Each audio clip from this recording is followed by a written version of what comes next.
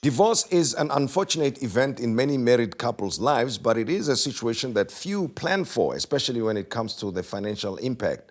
Besides it being an emotionally draining experience, there are several issues with financial implications that those in the middle of it need to understand, and these include taxes, sharing of property, settlements, and another variety of issues. And we're joined on the show to discuss these matters by divorce attorney Bev Clarke of Clarke Attorneys. Bev, pleasure to have you with us once again. Thanks for having me, Tim. You know, marriage, everybody's very optimistic when they enter into it, but when it gets to the end of it, through a divorce, very traumatic, emotionally draining, as we've already indicated, to the extent that people might even be confused as to how to arrive at fair settlements.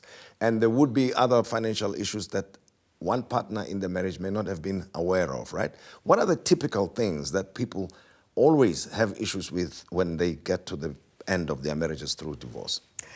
One of the biggest things, Tim, two actually, that I would identify, is that most people only understand the meaning of their antenuptial contract when they go and see the divorce lawyer. Big mistake. Okay, so when you enter into your marriage, know how you're getting married, know what it means to be married in or out of community of property, know what your antenuptial contract means. Make sure you get independent legal advice and you both understand that contract. That's the one thing. The second thing is that many of us live our lives, I wouldn't want to say with our heads in the sand, but we really know very, very little about the financial affairs of our partners. And just empower yourself with knowledge throughout the marriage. Share financial information. Know about your financial affairs. It affects you, whether you're married or divorced. You need to know. You don't want to know suddenly tomorrow that your spouse is bankrupt, for instance. You would like to know what's happening in their business, in their lives. What are they earning? What are they spending? I do divorces where suddenly people find out that in the last 3 years, for instance, husband has gambled 12 million rand.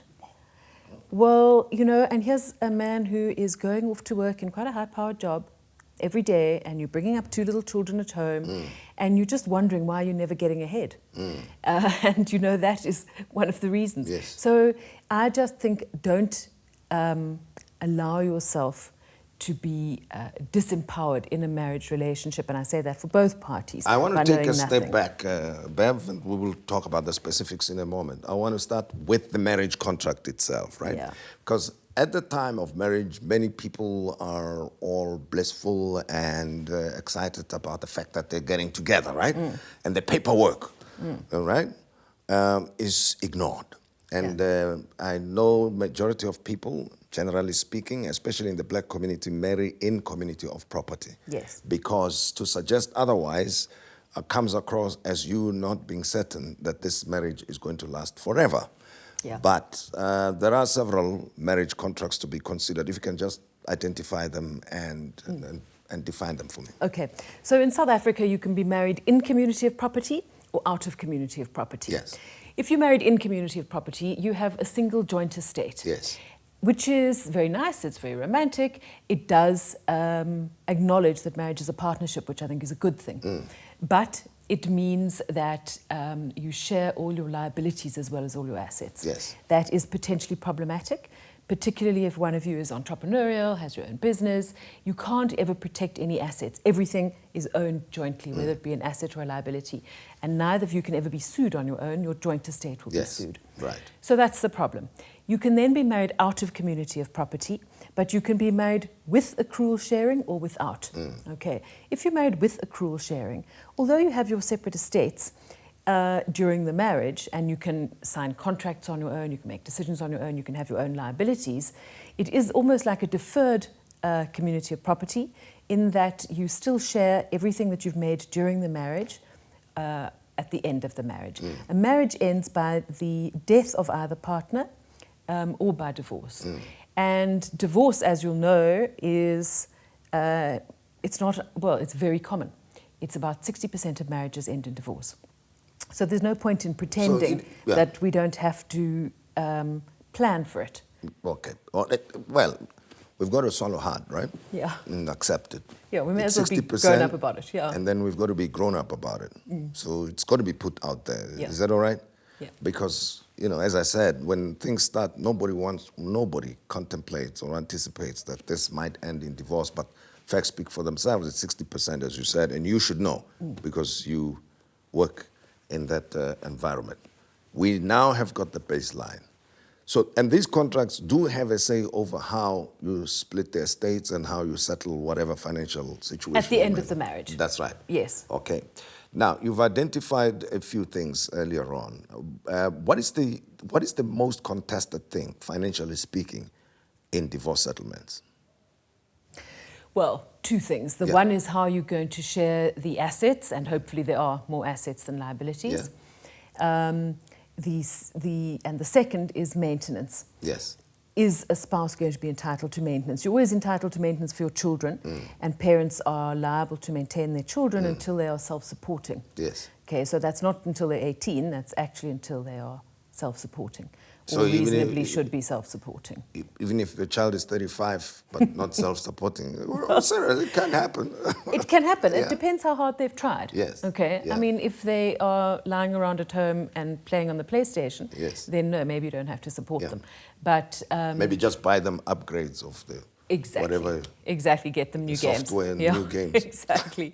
But as long as they have made a reasonable effort. Yeah. But I mean, if you've got a country with very high unemployment and you have got a parent who is fortunately still employed, then yes, they're going to be liable to maintain the older children. Otherwise, if you're lucky enough to be on the other end of the scale and you have children who are at university, but they play around, then they fail a bit this year, and then they protest a bit next year, and then they do something the year after, and 4 years later, they're still not working, but they also haven't got a degree, well, then the courts would say, no, you really don't have to continue maintaining such a child. But, all right, so maintenance for a spouse is a big issue. During marriage, spouses have a reciprocal duty of support to each other. It's one of the automatic consequences of marriage, is that during the marriage, you're liable to maintain each other, the one of you that needs maintenance. That does not automatically continue after marriage. And there are a number of factors which determine whether or not you are entitled to maintenance after marriage. And that is a highly contested thing in divorce, because as you can imagine, if you're married to someone for 10 years, you don't want to continue maintaining them for the next 30. So the courts and our law certainly doesn't see it as being an automatic entitlement, and it is hotly contested as to whether you're able to go and earn an income and whether you should be expected to go and earn an income. And as you can imagine, there are things that play into that, such as the duration of the marriage, the standard of living during the marriage, the other partner's ability to earn an income, your own ability to earn an income, your age, and the other partner's age. So all those factors have to be weighed up to see if you're entitled to maintenance. And if you are entitled, then for how long are you entitled? Maybe only for a year to get back on your feet, which we call rehabilitative maintenance.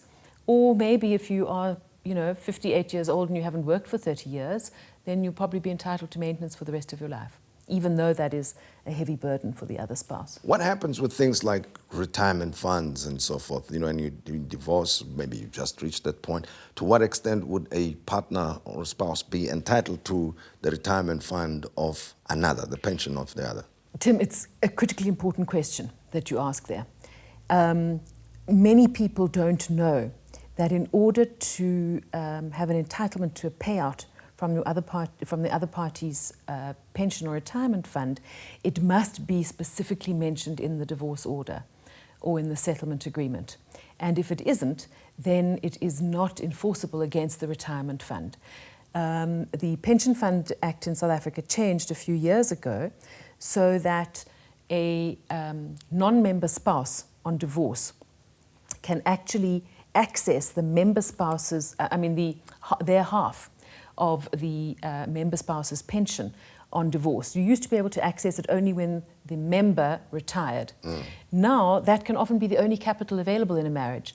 So the non-member spouse is entitled to draw that immediately on divorce, their half, but it has to have been mentioned in the divorce order or the settlement agreement. So meaning if the pension pays, let's say, 10,000 a month or so, the the spouse is entitled to 50%, let's say 5,000. Well, that's if it's already accrued, so if Okay. you're already on pension. Oh, okay, But but if you are working for a company and you've been working there for 15 years and maybe you're 43 years old and maybe your pension is already worth 2 million rand. Yes, and then okay? half must, after Half tax. can go, after tax Yes. goes to the other spouse and they can draw it immediately. Okay. If they do draw it immediately, their half, then they are liable for the tax on it. And if you delay withdrawing such, but they Then must... if you just transfer it into another retirement vehicle for yourself, then there's no tax payable now. Okay. Okay, but often, realistically, it is the only capital available in the marriage to go and buy a property, for instance, or put a deposit down on a property. And what about liabilities now? Are partners liable for... Only if they're married in community of property. Okay, but in the other contract, not necessarily. No. So You can never be liable for your spouse's debts Yeah. if you married out of community of property. And that is really the single most important thing about being married out of community, is that even but though... in community you are, for whatever Automatically. happens. Automatically. And if your spouse is sequestrated, you're sequestrated along with them. And that is why your earlier advice that you must pay attention to what happens with the finances in the household. Exactly. Let's take a step back then as a tip, an ABC type of thing to be considered when one is in a marriage and it may end in divorce, to always be aware of. What are those issues?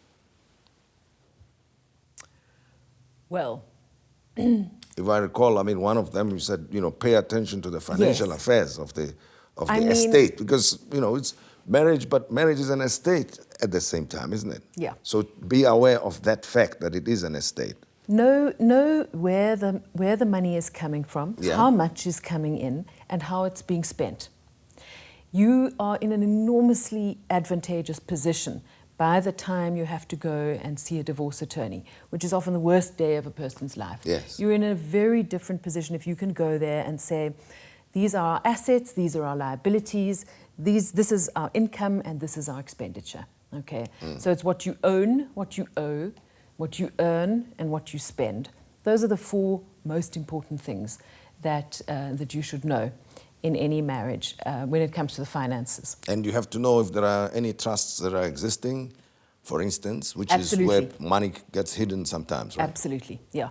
If you are a trustee, and this is so common, people form a family trust, say the husband forms a family trust, the wife is made a trustee, but she has absolutely no idea what goes on in the trust. They never have trustees meetings. Every now and again he shoves a document in front of her and says, oh babe, just sign this. And she just signs it. She has no idea what it is. She comes to see me and she says, I signed it. I'm sure we've got a trust, but I think I'm a trustee, or maybe I'm a beneficiary, or I don't really know. And I say, well, what assets does the trust have? I really don't know. And I say, do you have minutes of trustees meeting? No, we've never had a trustees meeting. There are very, very strict duties in law on trustees. And you must never be a supine trustee who has no idea what's going on in the trust of which you're a trustee. So that also is particularly important. Know if there are trusts, and if there are trusts, know what they have in them, and know who is making the decisions. It should never be a single person making a decision for trusts. Well, it's a thin line between love and money. So you've got to pay attention, because, one can confuse the other. Yeah. It's possible. Can you imagine? I'm afraid so. Somebody gives you a hug and say, honey, please sign here. I love you. And so on, you just sign without checking this. Yeah. It's a thin line between love and money. Tim, I always say people are funny when it comes to money. I always try to teach my children this little rhyme. Yes. No matter how nice they might be, people are funny when it comes to money. And the worst side comes out on divorce, unfortunately. Bev Clarke, thank you very much. Lovely to see you, Tim. People can be funny when it comes to money. Pay attention. Bev Clarke of Clarke's Attorneys. And this discussion is aimed at empowering you to just be aware of what goes on out there in the real world of grown-ups. Pay attention.